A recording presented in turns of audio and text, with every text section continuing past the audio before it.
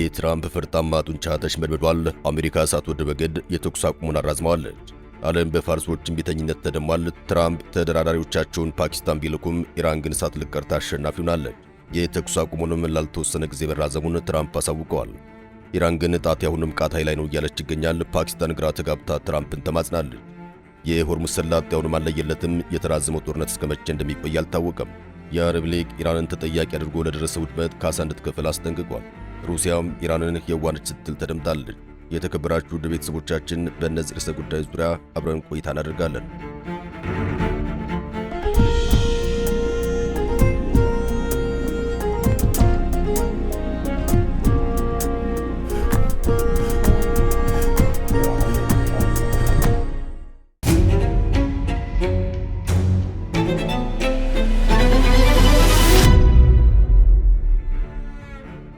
የተኩስ አቁሙ መራዘም። የነጩ ቤተ መንግሥት አለቆች የጦር ካልኩሌሽን በቅጡ እንደማይሰራ በግልጽ ከሚያሳብቁ ነገሮች መካከል ዶናልድ ትራምፕ ተሳስተው የለኮሱት ጦርነት በፈለጉት መንገድ አለማራዘማቸውና ጦርነቱን ለመቆጣጠር ሆነ ለማስቆም መቸገራቸው ነው ይላሉ በርካታ ተንታኙ። አትላንቲክ ውቅያኖስ ብቻ ሳይሆን ሜዲትራኒያንና አረብ ባህረ ሰላጤን ተሻግረው በፓኪስታኗ መዲና እስላማባድ የደረሱት የአሜሪካ ተደራዳሪ ቡድኖች ትርፉ ድጋም ብቻ ሆኖባቸዋል። ኢራን በአቋሟ ጸንታ አንድ ምሉክ ወደ ፓኪስታን ሳትልክ የመደራደር አቅሟን ከጊዜ ወደ ጊዜ በማሳደግ ለነጩ ቤተ መንግሥት ሰዎች ከባድ የራስ ምታት ሆናለች።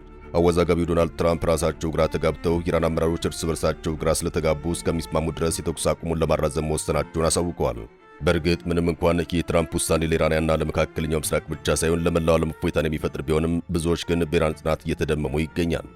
ፕሬዚዳንት ዶናልድ ትራምፕ የተኩስ አቁም ስምምነቱ እንዲራዘም መወሰናቸውን አሳውቀዋል። የአሜሪካው ፕሬዚዳንት ዶናልድ ትራምፕ የኢራን መሪዎች ጦርነቱን ለማስቆም የሚያስችል የተቀናጀ ውሳኔ ሐሳብ ሲሉ የገለጹትን ይዘው እስኪቀርቡ ድረስ የተኩስ አቁም ስምምነቱ እንዲራዘም ትዕዛዝ መስጠታቸውን አሳውቀዋል። ይሁን እንጂ የባህር ላይ እገዳው አሁንም ይቀጥላል ብለዋል። ፕሬዚዳንቱ ባወጡት መግለጫ ይህንን ውሳኔ ያስተላለፉት በፓኪስታን አደራዳሪዎች ጥያቄ መሠረት መሆኑን ገልጸዋል። ቀደም ሲል የነበረው የተኩስ አቁም ስምምነት ረቡዕ ዕለት ያበቃ የነበረ ቢሆንም አሁን ግን ጊዜው ተራዝሟል። ዶናልድ ትራምፕ በማኅበራዊ ትስስር ገጻቸው ላይ ባሰፈሩት መልእክት የአሜሪካ ጦር የባህር ላይ እገዳው እንዲቀጥል መመሪያ ሰጥቻለሁ፣ ነገር ግን የኢራን ውሳኔ ሐሳብ ቀርቦ ውይይቱ በማንኛውም መንገድ እስኪጠናቀቅ ድረስ የተኩስ አቁም እንዲራዘም ወስኛለሁ ብለዋል። ፕሬዚዳንቱ የተኩስ አቁም የሚያበቃበትን የተወሰነ ቀን ያልጠቀሱ ሲሆን ይህም ስምምነቱ ለተወሰነ ጊዜ ክፍት ሆኖ እንዲቆይ መፈለጋቸውን እንደሚጠቁም ተዘግቧል።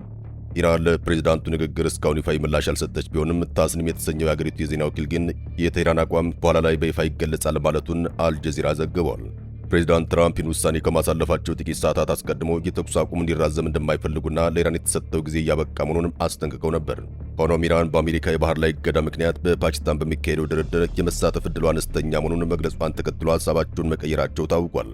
የፓኪስታን ጠቅላይ ሚኒስትር ሻህባዝ ሻሪፍ ፕሬዚዳንት ትራምፕ የተኩስ አቁሙን ለማራዘም በመስማማታቸው ምስጋናቸውን ገልጸዋል። ኢስላማባድም ለዘላቂ ሰላም የምታደርገውን ጥረት እንደምትቀጥል አረጋግጠዋል። ጠቅላይ ሚኒስትሩ በኤክስ ገጻቸው ላይ ባሰፈሩት መልእክት ሁለቱ ወገኖች የተኩስ አቁሙን በማክበር በኢስላማባድ በሚካሄደው ሁለተኛ ዙር ድርድር ቋሚ የሰላም ስምምነት ላይ ይደርሳሉ ብለው ተስፋ እንደሚያደርጉ ገልጸዋል። የመንግስታቱ ድርጅት ዋና ጸሐፊ አንቶኒዮ ጉተሬስ ፕሬዚዳንት ዶናልድ ትራምፕ የተኩስ አቁሙን ለማራዘም ያሳለፉትን ውሳኔ ማድነቃቸውን በቃል አቀባያቸው በኩል ገልጸዋል። ቃል አቀባያቸው ስቴፋኒ ጁሪክ ግጭትን ለማስወገድ እንዲሁም ለዲፕሎማሲ ወሳኝ ስፍራ መፍጠርና በኢራንና በዩናይትድ ስቴትስ መካከል መተማመን ለመገንባት ይህ እርምጃ ወሳኝ ነው ብለዋል። የዋና ጸሐፊ ቢሮ አሜሪካና ኢራን የተኩስ አቁሙን ባለመጣስ ብሎም በድርድሩ ላይ ገንቢ በሆነ መልኩ በመሳተፍ የተጀመረውን ጥረት እንዲያስቀጥሉ አበረታተዋል። ጉተሬስ ፓኪስታን በሁለቱ ሀገራት መካከል ንግግር እንዲኖር የምታደርገውን ጥረት እንደሚደግፉና ለግጭቱ ሁሉንም አቀፍ ዘላቂ መፍትሄ የሚኖርበትን ሁኔታ ለመፍጠር እንደሚያግዝ ተስፋ አደርጋለሁ ማለታቸውን ጁሪክ ተናግረዋል። የአሜሪካው ፕሬዚዳንት ዶናልድ ትራምፕ ባወጡት አስቸኳይ መግለጫቸው አሜሪካ ከኢራን ጋር የነበራትን የተኩስ አቁም ስምምነት ለማራዘም መወሰኗን በይፋ ቢያረጋግጡም ነገር ግን በኢራን ወደቦች ላይ ጣለችውን ጥብቅ የባህር ላይ እገዳ እንደማይነሳና አሁንም እንደሚቀጥል አስረግጠው ተናግረዋል። ፕሬዚዳንቱ ለዚህ ውሳኔያቸው በምክንያትነት ያቀረቡትም የዋና አደራዳሪዋን የፓኪስታንን ጥያቄ ነው። የፓኪስታን ጠቅላይ ሚኒስትር ሻህባዝ ሻሪፍና የጦር አዛዡ አሲም ሙኒር ኢራን የተጠናቀረና አንድ ወጥ የሆነ ድርድር ሐሳብ ይዛ እስክትመጣ ድረስ አሜሪካ ጥቃት ከመሰንዘር እንድትታቀብ ባቀረቡት ጥያቄ መሠረት የተኩስ አቁሙን ማራዘማቸውን አብራርተዋል። በመግለጫቸው ላይ እጅግ አነጋጋሪ የሆነው ነጥብ ትራምፕ የኢራን መንግሥት በከፍተኛ ሁኔታ ተከፋፍሏል ማለታቸው ነው። የኢራን መሪዎች ተስማምተው አንድ ውሳኔ ላይ እስኪደርሱ ድረስና ድርድሩ እስኪጠናቀቅ የተኩስ አቁሙ ቢራዘም የአሜሪካ ጦር ግን በማንኛውም ሰዓት እርምጃ ለመውሰድ በተጠንቀቅ እንዲቆይ ትዕዛዝ ማስተላለፋቸውን ገልጸዋል።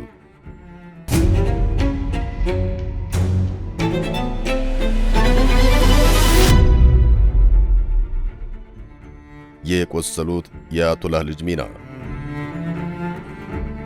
የኢራን ከፍተኛ የመንግሥት ኮሚኒኬሽን ባለሥልጣን ሐዝራቲ የአገሪቱ ተደራዳሪዎች ውሳኔዎች በጋራ እንደሚያሳልፉ፣ ነገር ግን አጠቃላይ ግዳጃቸውን የሚወጡት በአዲሱ ኢራን ጠቅላይ መሪ ሙጅተባ ካሚኒ ቀጥተኛ ትዕዛዝና አቅጣጫ ሰጭነት መሆኑን አስታውቋል።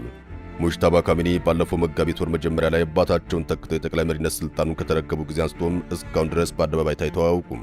በቅርብ ጊዜ በወጡ የተንቀሳቃሽ ምስል አሊያም ፎቶዎች ያልታዩ ሲሆን እስካሁን በኢራን መገናኛ ብዙሃን በኩል እየወጡ ያሉት እርሳቸው ጽፏቸዋል የሚባሉ የጽሑፍ መልእክቶች ብቻ ናቸው። በእነዚህ የጽሑፍ መልእክቶቻቸው ላይ አዲሱ ጠቅላይ መሪ ስለ ድርድሩ በቀጥታ ያነሱት ነገር ባይኖርም በአንዳንዱ መልእክቶቻቸው ላይ ግን አሜሪካና ጥብቀው ተችተዋል።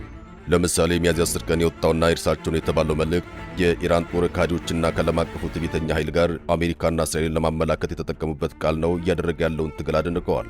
እነዚህ ተከታታይ ጸረ አሜሪካ መልእክቶችና የጠቅላይ መሪው ሚስጥራዊ ባሉበት በዚህ ወቅት የኢራን ልዑክ በፓኪስታን መዲና ኢስላማባድ ከአሜሪካ ጋር በሚደረገው አዲሱ የሰላም ድርድር ሳይሳተፍ ቀርቷል። ኢራን ከአሜሪካ ጋር ድርድር የምታደርግ ከሆነ ንግግር ውስጥ የምትገባው እጇን ቃታው ላይ አድርጋ እንደሚሆን ብለውም የመከላከያ ኃይሏ ሙሉ ዝግጁነት እንደሚኖረው የአገሪቱ መንግሥት ቃል አቀባይ ተናግረዋል። ከመንግሥት የዜና ወኪል ኢርና ጋር ቆይታ ያደረጉት ቃል አቀባይ ፋጢማ ሙሃጃራኒ ኢራን በፓኪስታን ዋና ከተማ ኢስላማባድ በሚካሄደው ቀጣይ ዙር ድርድር ትሳተፍ እንደሆነ ማረጋገጫ የሚሆን ማስተባበያ አልሰጡም። ከፊት ለፊታችን ሁለት ስትራቴጂዎች አሉ። የመጀመሪያው የጦርነት ስትራቴጂ ነው፣ ሁለተኛው ደግሞ የዲፕሎማሲ ስትራቴጂ ነው ሲሉ ለዜና ወኪሉ ተናግረዋል። የኢራን ተደራዳሪ ቡድን በብሔራዊ ጥቅም ላይ ቅንጣት እንኳን አያምነታም ብለዋል። ቃል አቀባዩ ይህን የአገሪቱን መንግሥት አቋም የገለጹት ሁለተኛ ዙር ድርድር ይካሄድ እንደሆነ ማረጋገጫ ባልተገኘበት ሁኔታ ውስጥ ነው። ተደራዳሪ ልዑካቸውን ወደ ፓኪስታን እንደሚልኩ ያስታወቁት የአሜሪካው ፕሬዝዳንት ዶናልድ ትራምፕ ኢራን ተደራዳሪዎቿን ወደ ፓኪስታን ከመላክ ውጭ አማራጭ የላትም ብለዋል። በተባበሩት መንግስታት የኢራን ልዑክ አሜሪካ በሆርሙዝ ወሽመጥ ላይ የጣለችው እገዳ የምታነሳ ከሆነ ንግግሩ ይቀጥላል ብለው እንደሚያምኑ ተናግረዋል።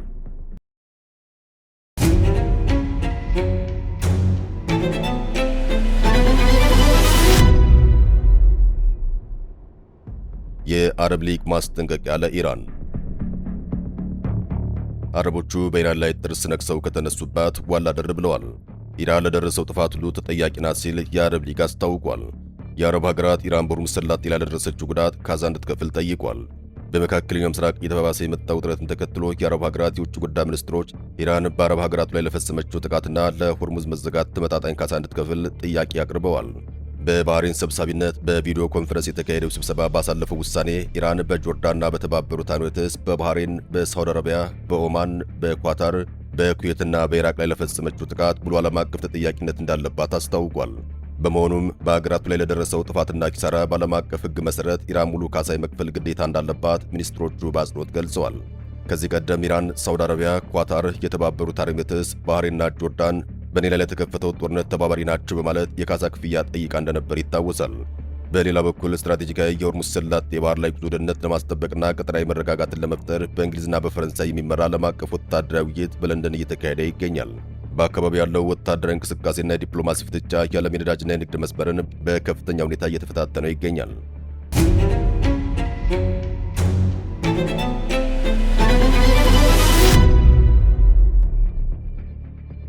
ኒውክሌርና የሩሲያ መግለጫ ስለ ኢራን የዋህነት። የሩሲያ የውጭ ጉዳይ ሚኒስትር ሰርጌይ ላቭሮቭ በአሜሪካና በኢራን መካከል እየተደረገ ባለው አዲስ የኒውክሌር ድርድር ጠንካራና ሞጋች አስተያየት ሰጥተዋል።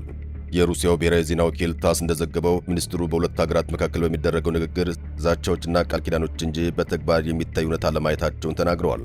ሰርጌይ ላቭሮቭ ኢራን የድርድር አቋም ትክክለኛ እንደሆነና እንደሚደግፉት በመጠቆም ቴህራን በሐሰተኛ ተስፋዎች ወጥመድ ውስጥ መውደቋን እንደምታምንና ይህም ትክክል መሆኑን አብራርተዋል። ለዚህም እንደ ማሳያ ያነሱት እንደ አውሮፓውያን አቆጣጠር በ2015 በቀድሞ የአሜሪካ ፕሬዝዳንት ባራክ ኦባማ አስተዳደር ዘመን የተደረሰውን የጋራና ሁለንተናዊ ድርጊት መርሃ ግብር የተሰኘውን የኒውክሌር ስምምነት ነው። ይህ ስምምነት ኢራን የኒውክሌር ማበልጸግ ፕሮግራሟን እንድትገድብና በምላሹ የኢኮኖሚ ማዕቀብ እንዲነሳላት የተደረገ ቢሆንም አሜሪካ በኋላ ላይ ከስምምነቱ መውጣቷን ኢራን እንዳታለላት ላቭሮቭ አስታውቀዋል።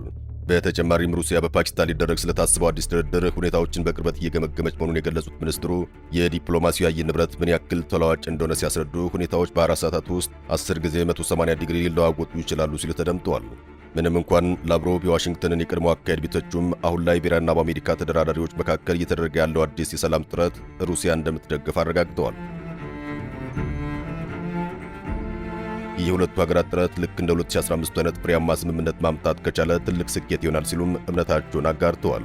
አሁን ባለው የድርድር ሂደት ዋነኛ መነጋገሪያ የኢራን የበለጸገው ዩራኒየም ክምችት መሆን አለበት የሚለው ነው።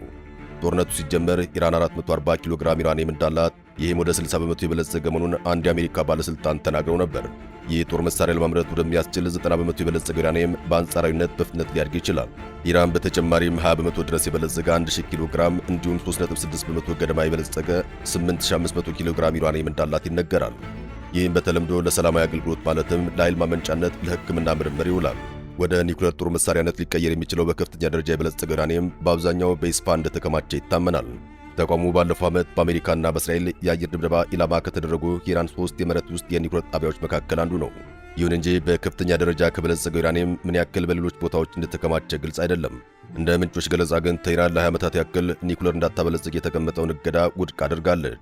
በምትኩ ጦርነቱ ከመፈንዳቱ በፊት ያቀረበችውን የ5 ዓመት ገደብ ለድርድር አቅርባለች ነው የተባለው። በተጨማሪም 440 ኪሎ ግራም የበለጸገውን ዩራኒየም ክምችት እንድታስረክብ የቀረበውን ጥያቄም ውድቅ ስለማድረጓ ተሰምቷል። ይህም ቀደም ሲል 60 በመቶ የበለጸገውን ዩራኒየም ማዳከም በሚለው አቋሟ ጸንታለች። የዓለም አቀፉ የአቶሚክ ኢነርጂ ኤጀንሲ ኃላፊ ራፋኤል ግሮስ ባለፈው ዓመት በጥቅምት ወር ለአሶሺየትድ ፕሬስ እንደተናገሩት ይህ መጠን የበለጠ ቢበለጽግ 10 የኒውክሌር ቦምቦችን ለማምረት በቂ ይሆናል ብለዋል። ኢራን የኒውክሌር ማዕከሎቿ ሙሉ በሙሉ ለሰላማዊ አገልግሎት የሚውሉ መሆናቸውን አጥብቃ ትከራከራለች። የዓለም አቀፉ የአቶሚክ ኢነርጂ ኤጀንሲ በበኩሉ የኒውክሌር ጦር መሳሪያ ፕሮግራም መኖሩን የሚያሳይ ማስረጃ አላየውም ብሏል። የጦር መሳሪያ ለመስራት የሚያስችል ዩራኒየም ማምረት የኒውክሌር ጦር መሳሪያ ለመገንባት አንድ እርምጃ ተደርጎ ይቆጠራል። ቦምቡን ለማምረት ንድፉን መስራትና ተተኳሽ አረሩን መገጣጠም እንዲሁም ወደሚፈለግበት ስፍራ ለማድረስ የሚያስፈልጉ ስብስብ ስርዓቶችን ማለፍ ይጠይቃል። ኢራን ፕሮግራሙን እስከምታቆም እስከ ፈረንጆቹ 2003 ድረስ የተተኳሽ አረር ንድፍ ላይ የተወሰነ አቅም አዳብራ እንደነበር ይነገራል። ይህንንም የገለልተኛ የጦር መሳሪያ ቁጥጥር ባለሙያ የሆነችው ፓትሪሺያ ሌዊስ ገልጻለች። ይሁን እንጂ የ2015 የኒውክሌር ስምምነት ከፈረሰና አዲስ ስምምነት ለማድረግ የተደረጉ ውይይቶች ከከሸፉ በኋላ ኢራን የመሳሪያውን አረር አቅም እንደገና ለማዳበር ወስና ይሆናል በማለት አክላለች። እንደ አውሮፓውያን አቆጣጠር በግንቦት 2025 የአሜሪካ የመከላከያ መረጃ ኤጀንሲ ባደረገው ግምገማ ኢራን ምናልባትም ከአንድ ሳምንት ባነሰ ጊዜ ውስጥ አንድ የኒውክሌር ጦር መሳሪያ መስራት የሚያስችል ዩራኒየም ማምረት ትችላለች ብሏል። ኢራን ምንም ለማምረት የሚያስችላትን እርምጃ ብትወስድም ኢራን በእርግጥ የኒውክሌር ጦር መሳሪያ አታመርትም ሲል አስታውቋል። እስራኤል ግን ኢራን የኒውክሌር ጦር መሳሪያ ለማምረት የሚያስችል ተጨባጭ እድገት እንዳላት የሚጠቁም መረጃ እንዳላት ትገልጻለች።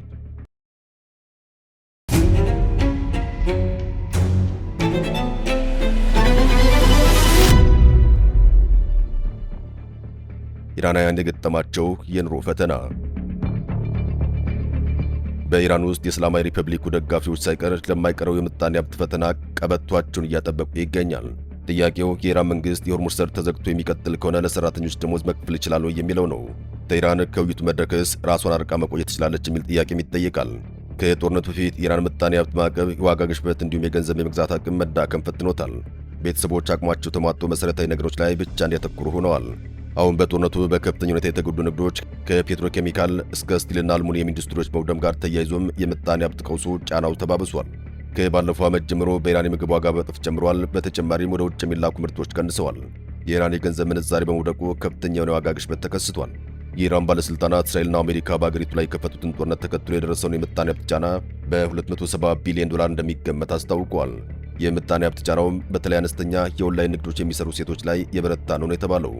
የኢንተርኔት መቋረጥ የዕደ ጥበብ ውጤቶች እየሰሩ በማህበራዊ መገናኛ ብዙሃን በኦንላይን የሚሸጡ በርካታ ሴቶችን ከገበያ በማስወጣት እነሱና ቤተሰቦቻቸውን ባዶ እጃቸውን አስቀርቷል ነው የተባለው።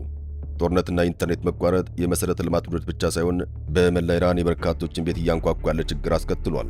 በመካከለኛው ምስራቅ በኢራን በአሜሪካና በእስራኤል መካከል በተካሄደው ጦርነት የሟቾች ቁጥር ከ5500 በላይ መድረሱን መረጃዎች አመላክተዋል። አሜሪካና እስራኤል ከኢራን ጋር የጀመሩትን ጦርነት በቀጠናው ከፍተኛ ሰብአዊ ጥፋት እያደረሰ መሆኑን የአሶሺየትድ ፕሬስ ዘገባ አመላክቷል። ጦርነቱ ከተቀሰቀሰበት ጊዜ ጀምሮ እስካሁን ባለው መረጃም ከ5500 በላይ ሰዎች ሕይወታቸውን አጥተዋል የተባለው። በኢራን ቢያንስ 3375 ሰዎች ሲገደሉ በሊባኖስ ከ2290 በላይ ሰዎች ሕይወታቸው አልፏል ነው የተባለው። በእስራኤል 23 ሰዎች ሲሞቱ ከእነዚህ መካከል 15ቱ በሊባኖስ ምድር የተገደሉ የእስራኤል ወታደሮች ስለመሆናቸውም ተገልጿል። ይህ የሟቾች ቁጥር ይፋ የሆነውም በፓኪስታን አደራዳሪነት የተኩስ አቁም ስምምነቱ ለተጨማሪ ጊዜ ተራዝሞ ለሁለተኛ ዙር ንግግር ዝግጅት እየተደረገ ባለበት ወቅት ነው። ሆኖም እስካሁን በደረሰው የሰው ሕይወት መጥፋትና የንብረት ውድመት ዙሪያ በተለያዩ ሀገራት መካከል የካሳ ክፍያ ጥያቄዎችና የዲፕሎማሲ ጥረቶች እንደቀጠሉ ናቸው። የኢራን ውጭ ጉዳይ ሚኒስትር አባስ አራግቺ የኢራን ወደቦች መዝጋትና የጦርነት ድርጊት የተኩስ አቁም ስምምነቱን መጣስ ነው ሲሉ በሆርሙዝ ሰላጤ ዙሪያ እየታየ ያለውን የአሜሪካ የባህር ላይ እገዳ በመጥቀስ ተናግረዋል። የንግድ መርከብ መምታትና ሰራተኞቿን ማገት የከፋ ጥሰት ነው፣ ኢራን ገደቦችን እንዴት ማስወገድ እንደምትችል፣ ጥቅሞቿን እንዴት መከላከል እንደምትችልና ጉልበተኞችን እንዴት መቋቋም እንደምትችል ታውቃለች ሲሉም በኤክስ ገጻቸው ላይ ጽፈዋል። የተከበራችሁ ውድ ቤተሰቦቻችን ስለተከታተላችሁን ከልብ እናመሰግናለን። ጤና ይስጥልን።